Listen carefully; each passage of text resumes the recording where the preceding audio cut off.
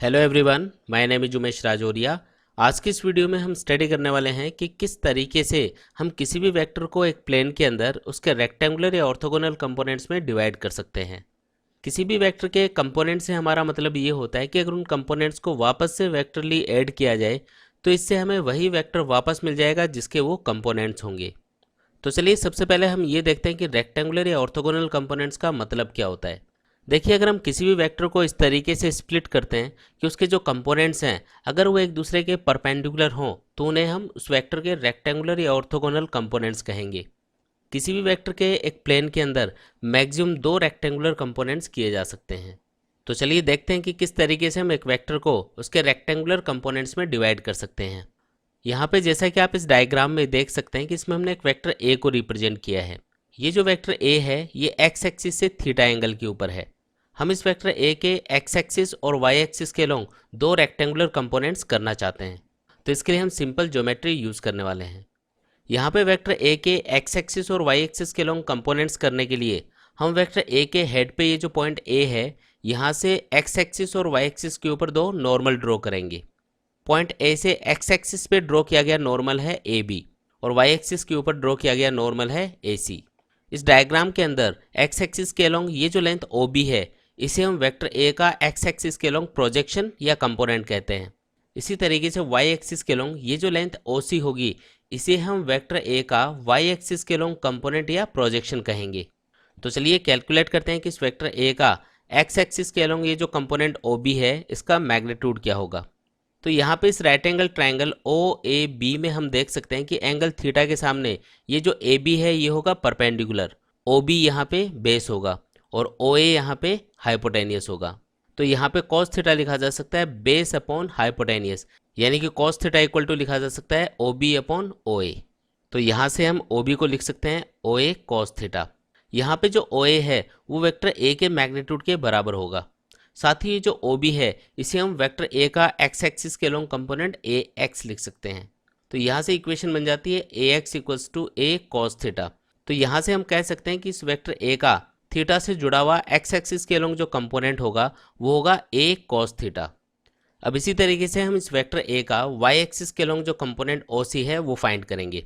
तो इसके लिए हम इस राइट एंगल ट्रायंगल में साइन थीटा इक्वल टू लिख सकते हैं परपेंडिकुलर अपॉन हाइपोटेनियस, यानी कि साइन थीटा इक्वल टू लिखा जा सकता है ए बी अपॉन ओ ए। तो यहाँ से ए बी बन जाएगा ओ ए साइन थीटा।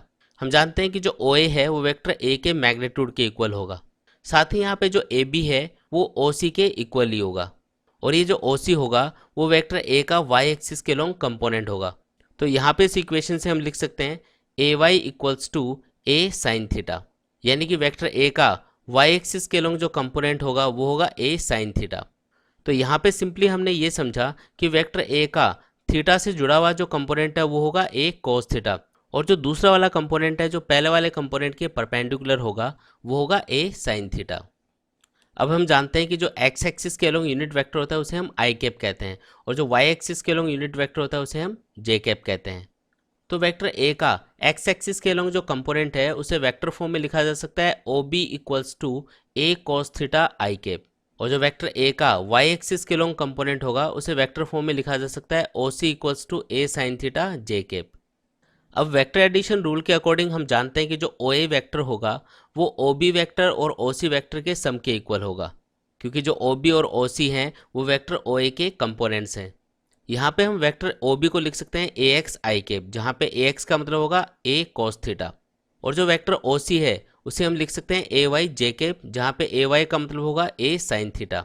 तो यहाँ से वेक्टर ए को लिखा जा सकता है ए cos theta I cap plus A sine theta J cap. तो यहाँ पे सिंपली हम कह सकते हैं कि किसी भी वेक्टर ए के एक्स एक्सिस और वाई एक्सिस के अलॉन्ग जो कंपोनेंट्स हैं उनका जो वेक्टर सम होगा वो वेक्टर ए के इक्वल ही होगा। यहाँ पे हमें एक और बात याद रखनी है कि किसी भी वेक्टर का उसके परपेंडिकुलर जो कंपोनेंट होता है वो हमेशा जीरो होता है। फॉर एग्जाम्पल यहाँ पे ये जो वेक्टर ए है इसका 90 डिग्री एंगल पे ये जो कंपोनेंट होगा ये होगा ए कॉस 90, क्योंकि हमने पढ़ा था कि किसी भी वेक्टर का थीटा से जुड़ा हुआ जो कंपोनेंट है वो होता है ए कॉस थीटा। तो यहाँ पे थीटा की वैल्यू 90 डिग्री है, क्योंकि कॉस 90 यहाँ पे जीरो होगा इसलिए ये वाला कंपोनेंट यहाँ पे जीरो बन जाएगा।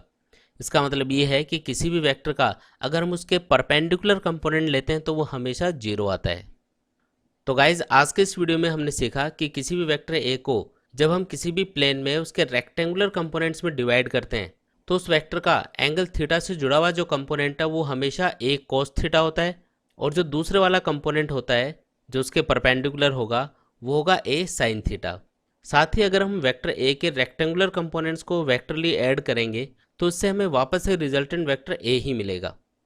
तो गाइज आई होप आप लोगों को ये वीडियो पसंद आया होगा, तो इसे लाइक और शेयर जरूर करें। साथ ही आप बेल आइकन को भी प्रेस कर सकते हैं ताकि आपको नए नए वीडियोस के अपडेट सबसे पहले मिलते रहें। तो मिलते हैं एक न्यू वीडियो के साथ, तब तक के लिए take care and good bye.